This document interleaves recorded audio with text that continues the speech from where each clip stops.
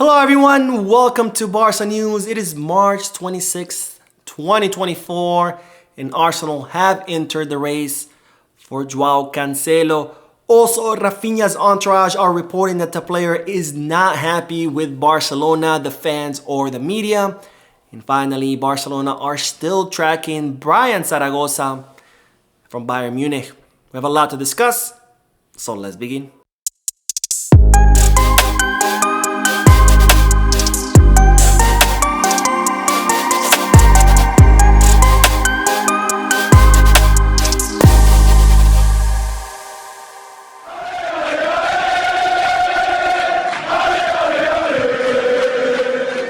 Hello everyone, welcome to the channel. My name is Mo, and before we begin with the news, just a quick reminder to make sure to hit that like button, subscribe to the channel and drop a comment.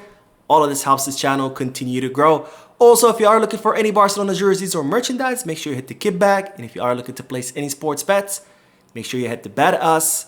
You get a special offer if you use my links for both kickback and Bet Us, which of course you can find those links down below. Now I begin with the news that Arsenal have joined the race for Joao Cancelo, which could complicate things for Barcelona. Now, as you know by now, Joao Cancelo's loan will end at the end of the season and there's no option or obligation to buy. And Barcelona would like to keep Joao Cancelo for longer. However, they cannot afford to pay his transfer fee. And as such, they would like to negotiate with Manchester City an extension of the loan with an obligation to buy.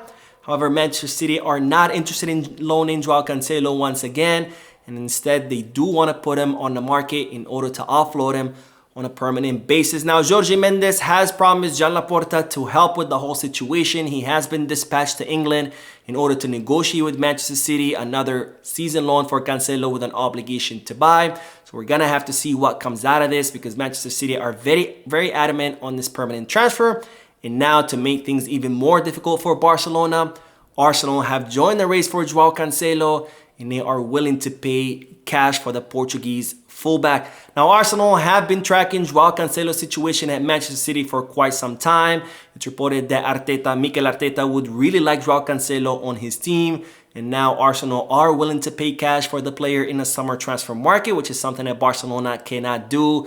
So this will definitely complicate things for Barcelona because, again, Barcelona only want to negotiate a loan extension with Manchester City do not want. But with another club there willing to put the cash on the table, it's going to be even more difficult to convince Manchester City to extend the loan of Joao Cancelo. So for this, Cancelo is definitely going to have to put his foot down and say, I only want Barcelona, and see whether that's going to force the hand of Manchester City. Because after all, players end up playing wherever they want. And speaking of loan players, Barcelona are still interested and are still tracking the situation of Bryan Zaragoza at Bayern Munich. Now, Barcelona have a big problem on their left wing where they don't really have any proper wingers. And yes, we do have Joao Felix who plays in that position. And even though Barcelona would like to keep the Portuguese player, it's looking more and more likely that that's not going to happen because Barcelona cannot afford to sign Joao Felix on a permanent basis. So they are looking to extend his loan for one more season. But of course, we know that Atletico Madrid are not interested in the loan. They're only interested on a permanent transfer.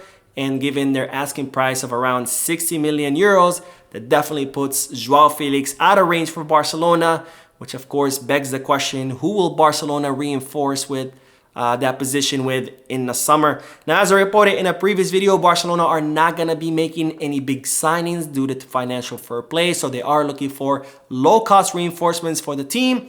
And as such, it's reported that Barcelona are tracking Bryan Zaragoza, the 22-year-old left winger who had a pretty good last season in La Liga, which caught the attention of the Bundesliga club and also earned him his first call-up to the Spanish national team. However, Bryan Zaragoza has not been doing well at Bayern Munich, where he hasn't been getting much playing time under Thomas Tuchel.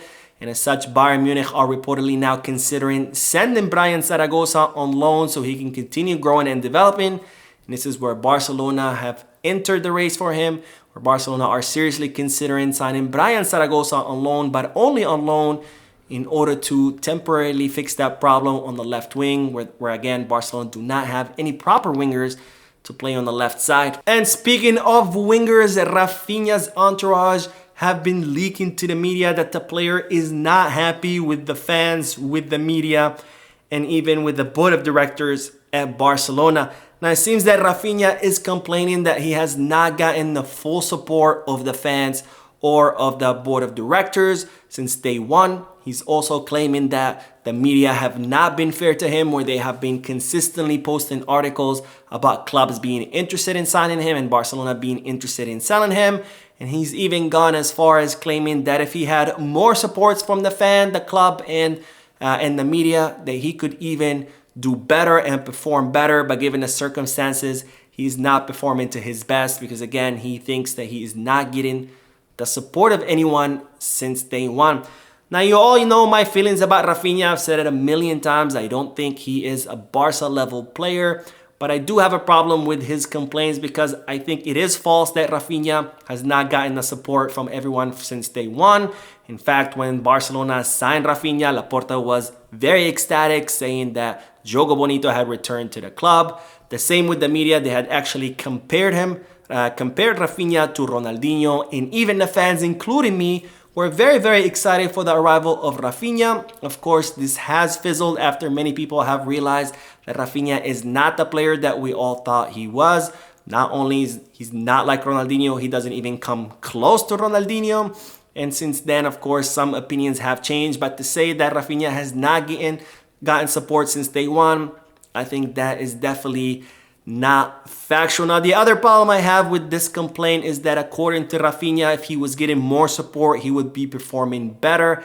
However, I think those are excuses because Raphinha is, after all, a professional athlete and your performance depends only on you. You cannot depend on the fans or the media or the board of directors.